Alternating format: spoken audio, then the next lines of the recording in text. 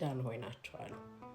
ካህናቱ በተሰበሰቡበት ዲያቆናትም እንዲሁም ደግሞ በእምነታቸውም ጠንከር ያሉ ምእመናን ባሉበት አንድ ጥያቄ ያቀርባሉ።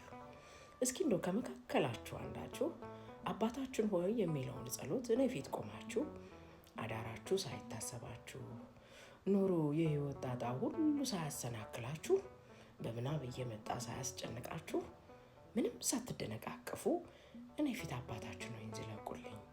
ይሄንን ማድረግ የቻለ አንድ ሰው ከመካከላችሁ ከተገኘ አንድ በቅሎ እሸልማለሁ አሉ። ወለም አንድ ካህን ከመካከላቸው ቢጋሉና ጃንሆይ ይሄማ እጅግ ቀላሉ ጥያቄ ነው።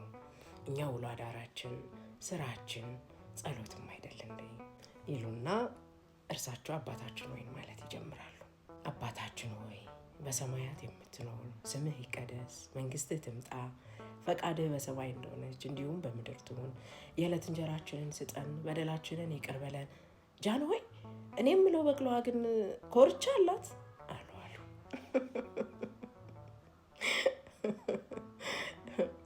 ምን ልላችሁ ነው? እንዲያው ሰንበትም አይደል ካነሳ ነው አይቀር ብዬ ነው።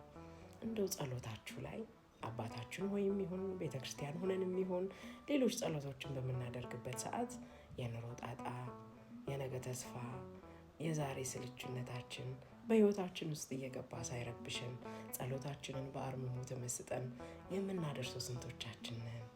እንደው የምትችሉትስ እንዴት አድርጋችሁ ተለማምዳችሁት ነው? መምህራንስ ቀልብን ገዝቶ ሀሳብን ሰብስቦ ህሊናን አዘጋጅቶ ጸሎትን ወደ እግዚአብሔር ማድረስ እንዴት ይቻላል ብለው ነው የሚያስተምሩት። እና እንደው ስለዚህ የምታውቁ ሰዎች የእናንተን ልምድ ብታካፍሉን ብዬ ነው በጨዋታ መልክ ያነሳሁት። ሰንበት አይደለም ያው መጻጉ። ሰናይ ሰንበት ይሆናል።